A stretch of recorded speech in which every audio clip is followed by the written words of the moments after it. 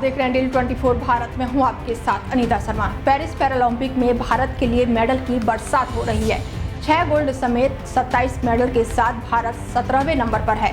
Paralympic का रोमांचक खेल प्रेमियों के सिर चढ़कर बोल रहा है। खेल महाकुंभ के 9वें दिन प्रवीण कुमार ने गोल्ड मेडल जीतकर भारत को 26वां पदक दिलाया। प्रवीण ने देश को ये पदक ऊंची कूद T64 कैटेगरी में दिलाया, जो दिन का पहला पदक था।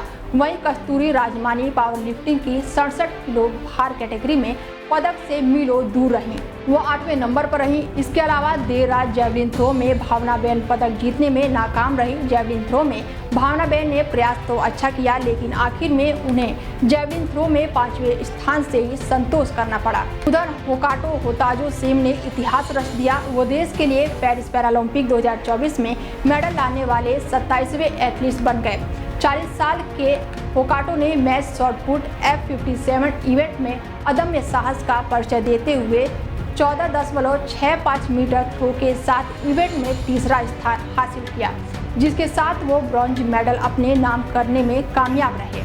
पेरिस पैरालंपिक में मेडल जीतते ही होकाटो होताजो सेम सुर्खियों में आ गए। हर कोई उनके निजी जीवन के बारे में जानना चाहता है। अगर आप भी सेमा के बारे में जानना चाहते हैं तो बता दें कि उनकी उम्र मौजूदा 40 साल की है। वो नागालैंड से ताल्लुक़ रखते हैं। उनका जन्म 24 दिसंबर 1943 को एक साधारण से परिवार में हुआ था। होकाटो होताजो सेम के पिता एक किसान हैं, जिनके कुल 4 बच्चे हैं। इनमें होकाटो उनकी दूसरी संतान है। आपको जानकर हैरानी होगी कि ब्रॉन्ज मेडलिस्ट होकाटो ने महज 17 साल की उम्र में ही भारतीय सेना को ज्वाइन कर लिया था। उनके अंदर बचपन से ही देश के लिए कुछ कर गुजरने का जज्बा था, इसीलिए उन्होंने सेना में शामिल होने का फैसला लिया। हालांकि उनकी उम्मीद को तो बड़ा झटका लगा जब वो अपने पद पर रहते हुए 14 अक्टूबर 2002 को एक एनकाउंटर घुसपैठ ऑपरेशन के दौरान LOC पर बुरी तरह से घायल हो गए।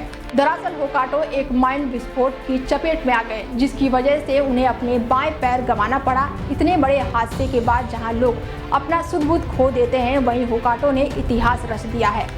भारतीय नौजवान ने ठीक होने के बाद एथलीट बनने के लिए अथक मेहनत की, जिसका नतीजा अब देखने को मिल रहा है। वो देश के लिए शॉटपुट F57 वर्ग प्रतिस्पर्धा में ब्रॉन्ज मेडल हासिल करने में कामयाब हुए। भारत के लिए पेरिस पैरालंपिक सबसे सफल पैरालंपिक साबित हुआ है।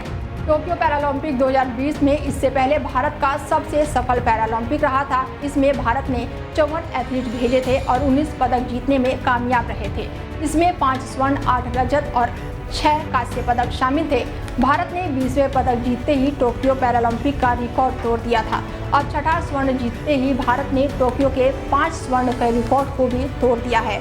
टोक्यो 2020 में भारत का रैंक 24 रहा था, जो कि अब तक का सर्वश्रेष्ठ है।